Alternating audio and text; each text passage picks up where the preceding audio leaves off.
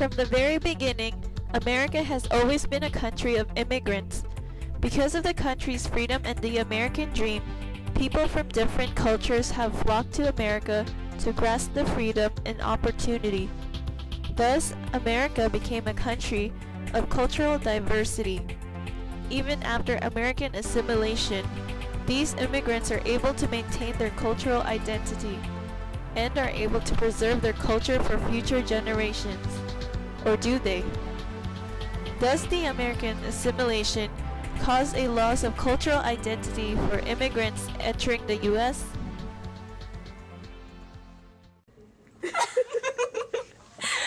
Before assessing this question through knowledge issues, we must first define American assimilation and cultural identity.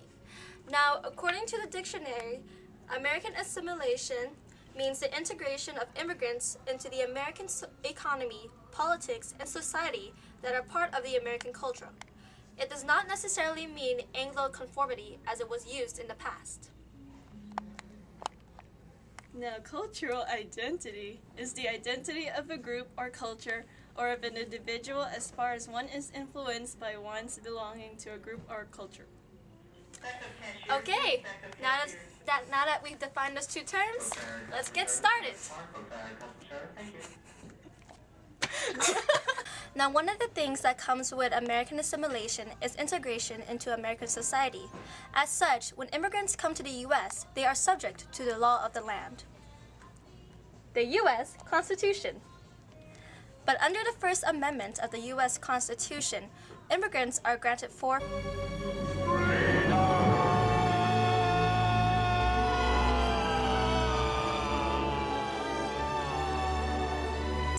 freedom of speech and expression, freedom of religion, freedom of want, and freedom from fear.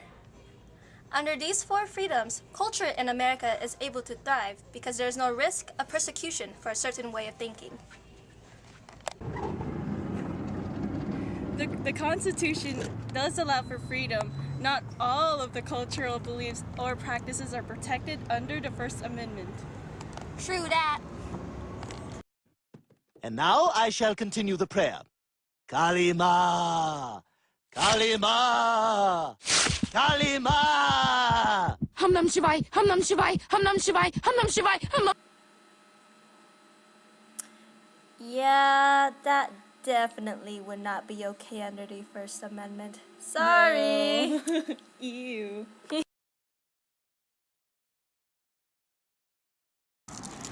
Advancements in technology and mass media have made it easier to preserve one's cultural identity.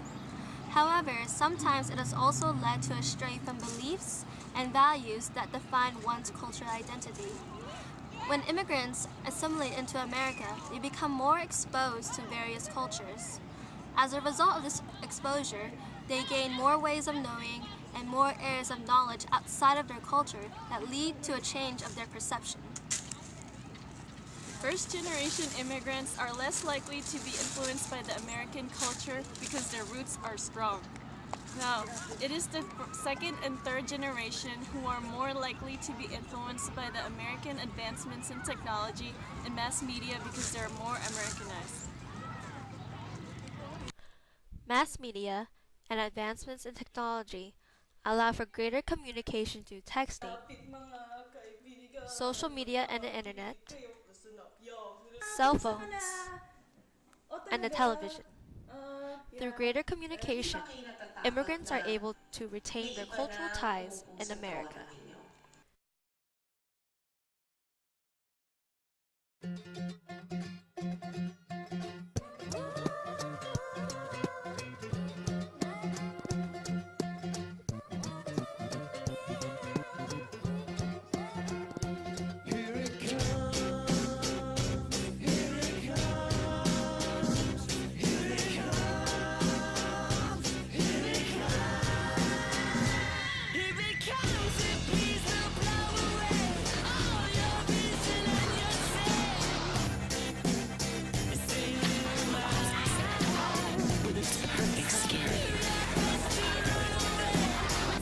Younger, smaller, lighter, thinner, tighter, thinner, softer. really works.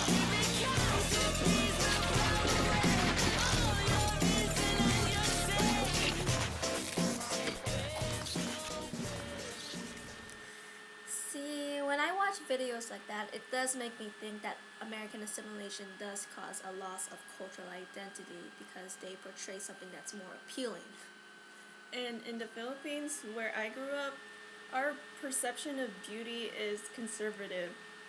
Like in our schools, makeup wasn't allowed, flamboyant jewelry wasn't allowed. Even boys had certain length of their hair, and everybody had to wear uniforms.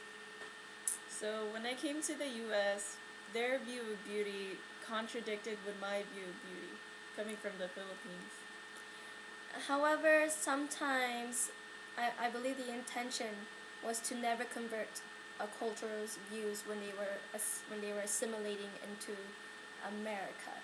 I believe it's more of the media's influence that has caused a want to shift from one's cultural identity and views of beauty.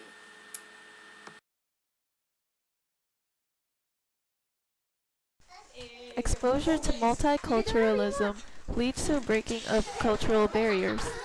Examples of this include interracial marriage, in which a person marries a person of a different ethnic group, and biracial kids, children who are multi-ethnic. These three children, Christopher, Catherine, and Cassandra, are biracial. Their mom is Filipino, but their dad is Caucasian.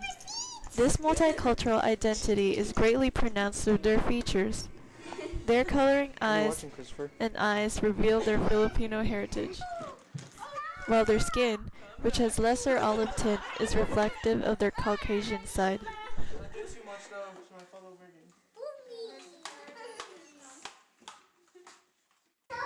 I would like you to meet my Auntie Nancy, the mother of Catherine, Christopher, and Cassandra. She is the one who contributes the Asian traits to her children. And so, because of that, I would like to ask if you could please describe the upbringing of your children. Please talk about how the Filipino community and American culture have influenced your children. What values will they retain as a result? First of all, basing on how I grew up, and then relating it, or maybe going along with how the children are now growing up. They're in an environment where there's a lot of convenience. Convenient in everything, so that makes a huge difference. But at the same time, the major thing that is distinctive is they are brought up in a very tight-knit, like a tight, close-knit family.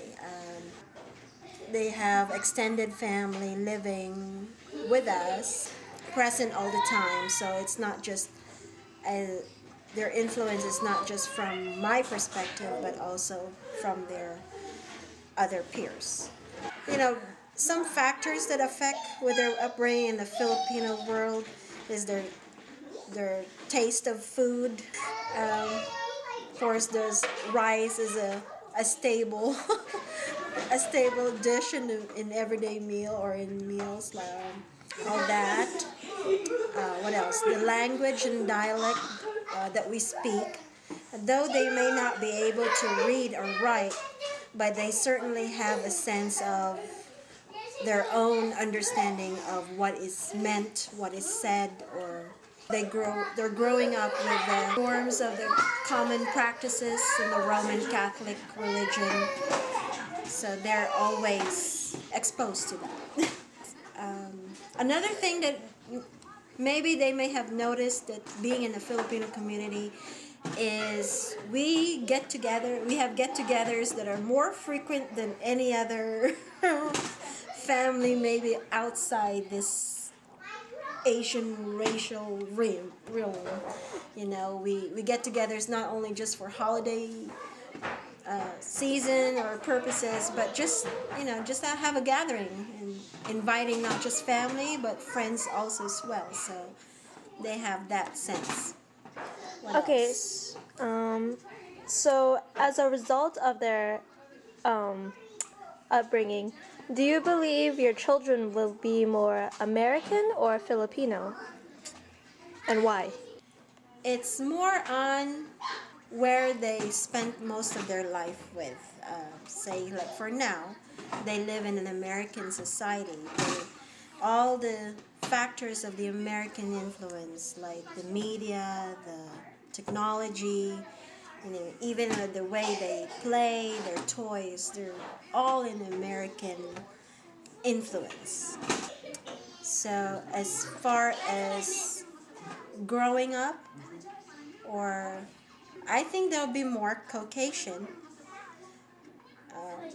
with their school system. All their learning, their knowledge is more geared or based on the structure of the American society.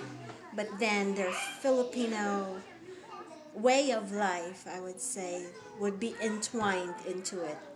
So they're just blending in all together. One of the big indicators of American assimilation is language. Learning the English language is not required but is expected. First generation immigrants typically in the past typically knew more of their native tongues but minimal knowledge of the English language. Second generations and beyond will know the English language better and can be bilingual. In other times, the native tongue can be lost into the third generation and beyond. So language is an important way of knowing one's cultural identity. It is through language that there is a unique way of thinking that is developed that makes cultures distinct from each other. However, when that language is lost, the knowledge of how to communicate within one's ethnic or racial group is also lost. As a result, there is a feeling of isolation or a feeling of being an outsider. So hey, are you Filipino? Yeah, I'm Filipino. Let me guess. Are you Filipino? Yes, I am. It's the Asian census right I know, there. right? Tingling. So, does that mean that you speak Tagalog too?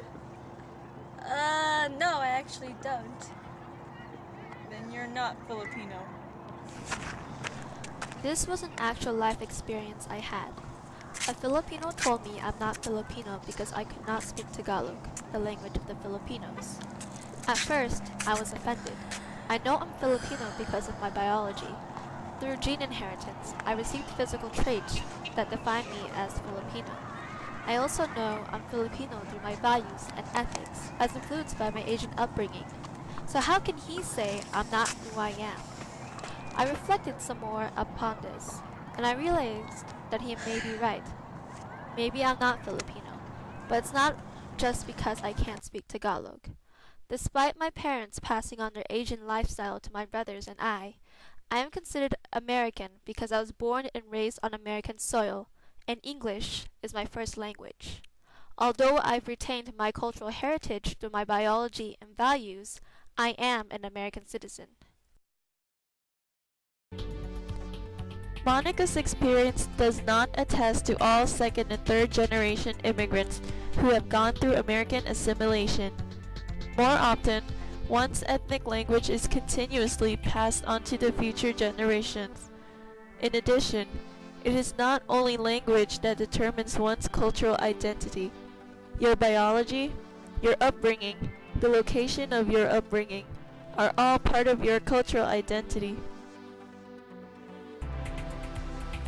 There is not one definition of what or who is an American. There are many types of Americans because, again, it's a country of diversity. That's why there are terms like Asian American, African American, Hispanic American, and etc. Being American isn't one, but more. It means to retain one's culture while being able to share American beliefs, values, and customs. Take notice of the word share used in the definition. American assimilation does not cause a loss of culture, but an addition to one's cultural identity.